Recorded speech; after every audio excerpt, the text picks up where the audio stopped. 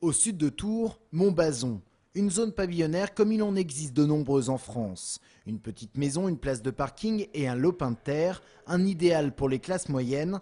Et cet agent immobilier de la commune le confirme, l'essentiel de sa clientèle recherche ce type d'habitat. Oui, facilement 70% puisqu'on touche une large gamme.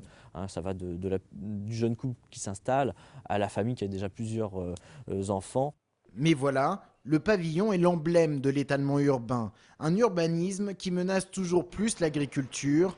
Rien qu'en Indre-et-Loire, 1300 hectares de terres agricoles disparaissent chaque année. Conséquence, les élus doivent désormais réduire la taille des terrains, mais aussi des zones constructibles. Et surtout, on densifie en construisant des immeubles plus hauts, comme ici à Chambray-les-Tours, en pleine agglomération tourangelle.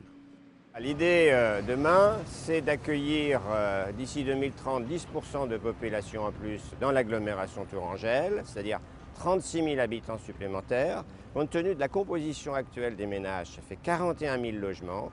Eh bien, notre objectif dans l'agglomération tourangelle, c'est de construire ces logements pour les 2/3 sur le renouvellement urbain, c'est-à-dire en requalifiant des sites qui existent déjà.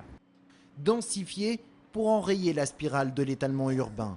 En une quarantaine d'années, l'agglomération tourangelle a accueilli 25% de population en plus, mais sa surface urbanisée a cru de 50%. Et dans le même temps, la zone a perdu 80% d'exploitations agricoles. Alors aujourd'hui, Tours Plus s'est donné pour mission de faire revenir les agriculteurs. On est sur le futur champ sur lequel seront installées une petite centaine de chèvres. Un élevage caprin à la Gloriette, c'est pour 2013. Ici, l'agglo est déjà propriétaire du terrain, mais ailleurs, elle va se porter acquéreur pour libérer certaines terres de la pression foncière. On n'a pas cette vocation à être propriétaire foncier au sens traditionnel du terme. Nous, on a la vocation d'arriver à un moment où on a peut-être besoin de nous, c'est-à-dire d'intervenir quand il n'y a pas de repreneur pour éviter la disparition d'activité.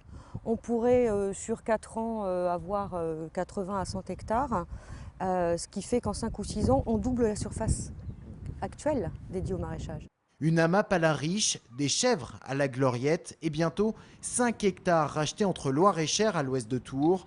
Cela peut paraître anecdotique, mais c'est une petite révolution dans la gestion d'une agglomération.